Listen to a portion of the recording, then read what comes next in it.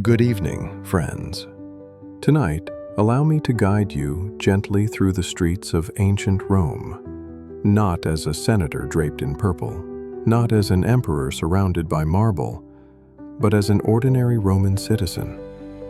We'll walk together through a day long gone, yet still echoing through the corridors of history. Dim your lights, lean back, and let's step softly into a world that's both familiar and utterly foreign.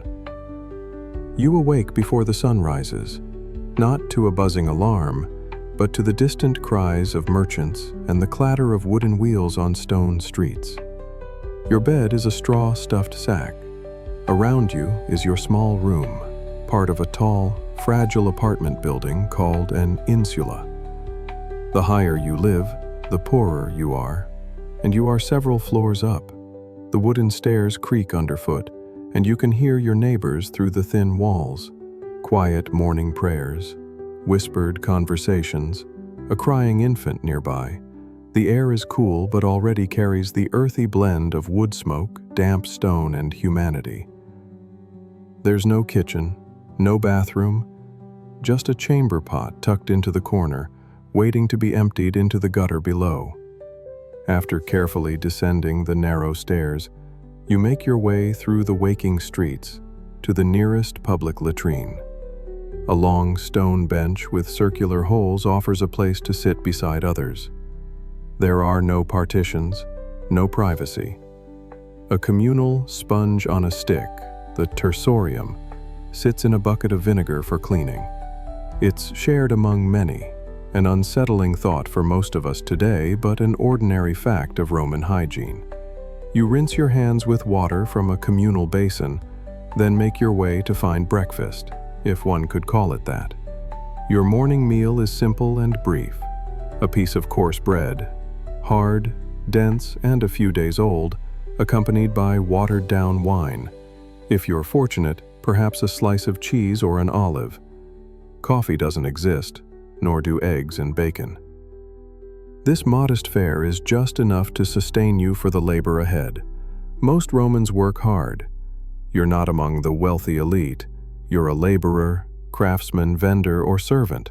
Perhaps you haul stone for construction, mold clay pots, or sweep the streets. Tools are basic, the work backbreaking. There are no labor unions, no safety regulations. If you're injured, there's no compensation. You simply stop working and risk going hungry. Women work too, weaving cloth, selling goods in the market, raising children, managing homes. Life demands everyone's contribution. After work, you navigate the bustling streets of the city. They're alive with people speaking many languages, peddlers shouting their wares, children darting between animals and carts. The streets double as sewers, a hazardous obstacle course of refuse, animal waste, and discarded food. Carts and chariots rumble past at dangerous speeds, their wooden wheels echoing against stone walls. Crossing the street requires care and timing. The air carries the scent of incense, cooking fires, livestock, and unwashed bodies. Yet within this organized chaos, Rome functions. If your modest income allows, you visit the public baths, the thermae, a cornerstone of Roman life. There, men gather to soak, socialize, and discuss business or politics. Though impressive in scale, the baths are far from sterile. The same water cycles through multiple pools, and the lead pipes that deliver it slowly poison the population over time. Still, for a brief moment, you relax in the warm water, surrounded by marble columns and mosaic floors, sharing the experience with neighbors and strangers alike. As the sun lowers, you return home for the evening meal, cena. It's a simple affair, a bowl of grain porridge, perhaps some lentils, salted fish or preserved olives. Meat is a rare luxury for common folk.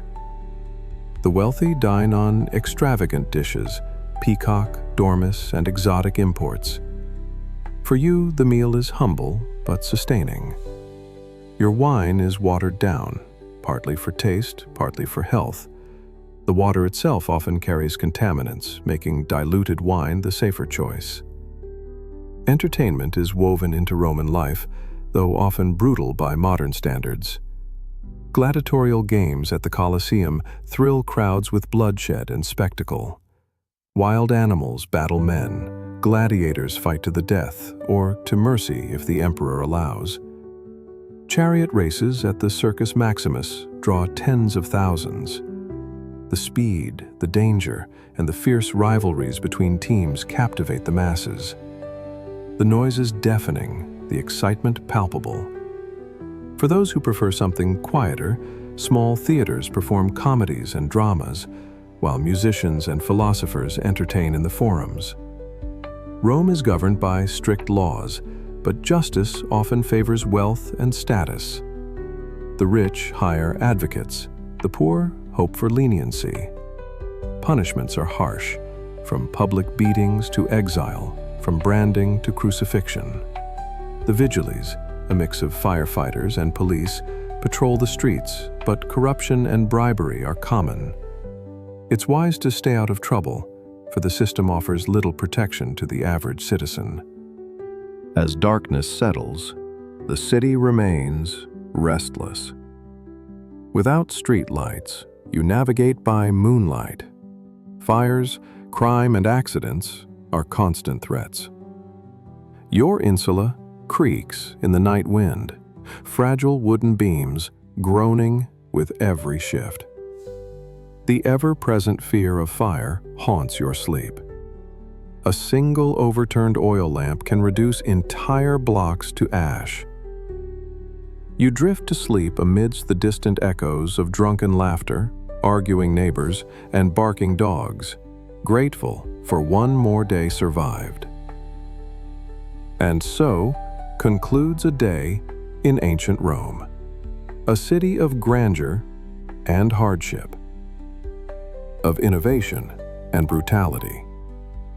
As you sit now in the comfort of the modern world, with running water, safe shelter, and medicine, take a quiet moment to appreciate the distance we've traveled through history. Because while the Romans left us roads, languages, and architecture, most of us would not last long in their world.